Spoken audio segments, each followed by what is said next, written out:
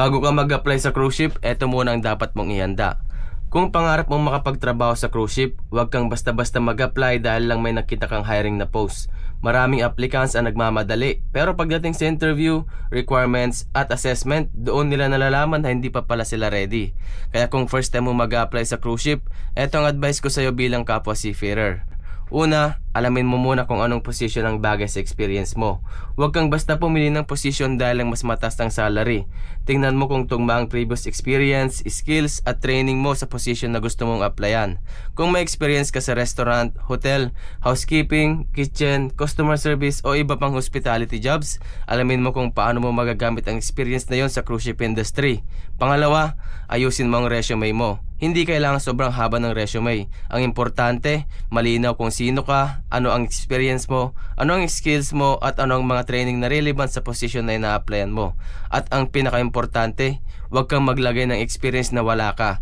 Dahil pwedeng itanong yun sa interview ang mga nilagay mo sa resume, mga kamarino. Pangatlo, ihanda mo ang mga basic documents. Birth certificate, passports, certificate of employment, at iba pang requirements na maaaring hingin depende sa position, cruise line at recruitment process. Huwag mong hintayin na may interview ka na bago mo palang hahanapin lahat ng documents mo. Pang-apat, maghanda ka para sa interview. Hindi sapat na marunong ka sa trabaho. Kailangan marunong ka rin mag-explain kung ano ang kaya mong gawin.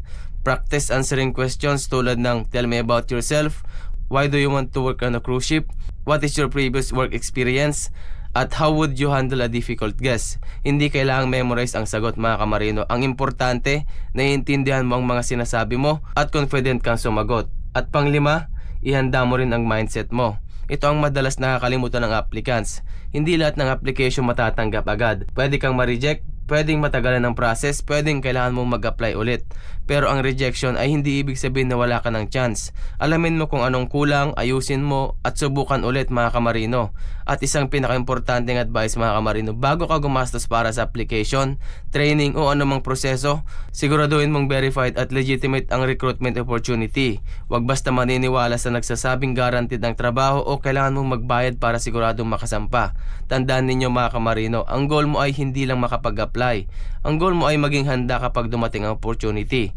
Kaya kung first time ka, huwag kang magmadali. Prepare yourself first, then apply, mga kamarino. At kung pangarap mo makapagtrabaho sa cruise ship, sana makatulong sa iyo ang ganitong advice. Hindi ko sinasabing ito lang ang paraan, mga kamarino.